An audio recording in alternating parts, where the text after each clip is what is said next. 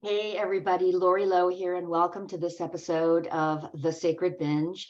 This is the podcast in which we talk very, very candidly about the experience of having binge eating disorder.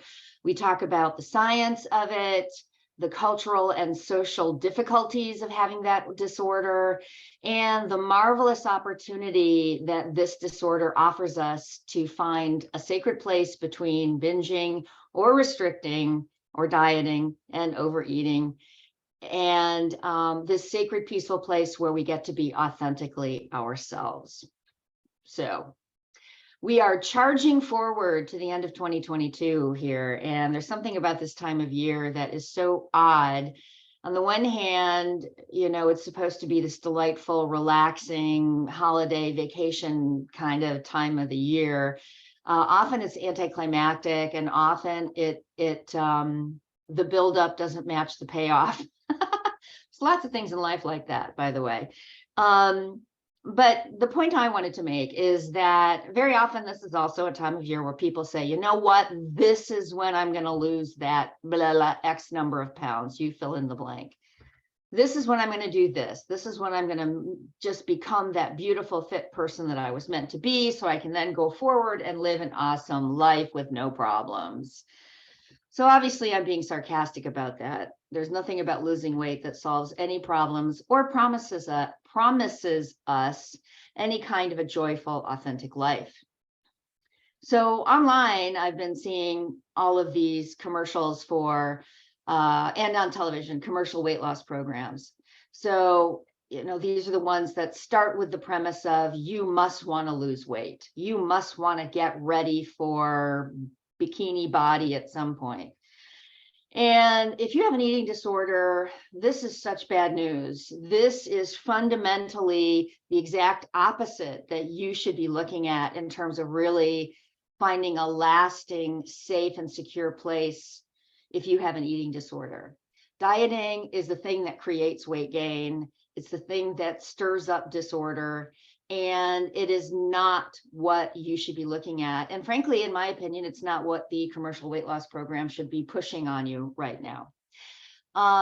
Here's the truth about having binge eating disorder, is that any kind of a use disorder, whether it's any substance, starts with filling a need for something that we're not getting in life. And very often it is the ability to be authentically ourselves, to feel calm and regulated and appreciated and loved for exactly who we are.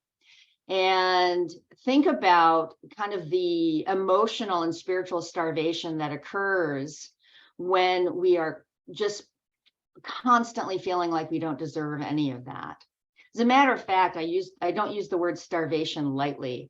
I've talked about the fact that I had 3, 4, 6 months where I didn't eat a meal. Now I binged for 3, 4, 6 months, but in terms of eating a meal that was about nourishing myself physically, I didn't have those. And that's because I was so desperately trying to nourish myself emotionally and spiritually with food. And it doesn't work. And going on a commercial diet, or once again focusing on weight loss as the problem, that's not going to get us there either. We need to remember that having extra weight on our body is not the problem. That is a symptom of binge eating disorder, as well as some other disorders, but it is not the reason for it.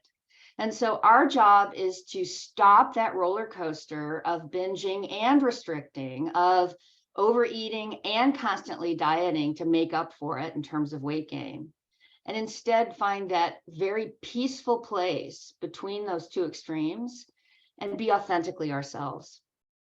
And that's what the Sacred Binge is all about, being authentically ourselves.